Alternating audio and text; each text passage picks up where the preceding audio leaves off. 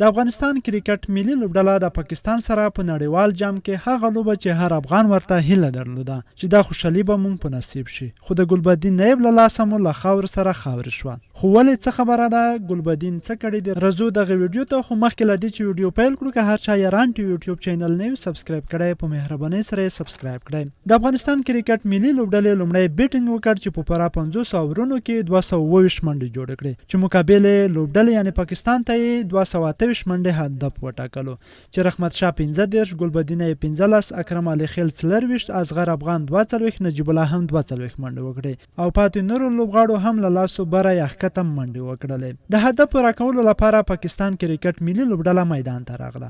لومړی وکټ یې ژر له لاسه ورکړه، خو لنډه دا چې لوبه د افغانستان 100% په لاس کې وه. خو کله چې ګلبدین بیکاره اور پیل کړ، یعنې 46م اور ته راغی، د افغانستان تماشاچیان یې چوپ کړل او د پاکستان تماشا یې په شور او ځواک سره راوستله، چې په اور کې د وایډ په شمول 18 منډې ورکړې.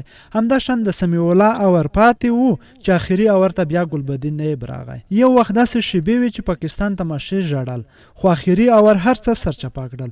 لوبه د ګلبدین له لاسه پاکستان په 3 وکټو سره وګټله. نو که همدغه مو حال وي نو دغه کرکټ له 0 سره وښې. واقعا چې نن بیخي په ځان باندې نه پوهېږم، میدا مې جمع شوې ده. افسوس نو څه وکړو.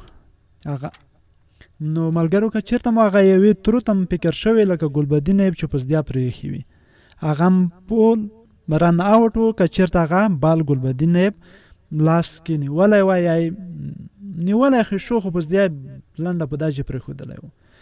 نو بس کرکټ مو تباه وښیم.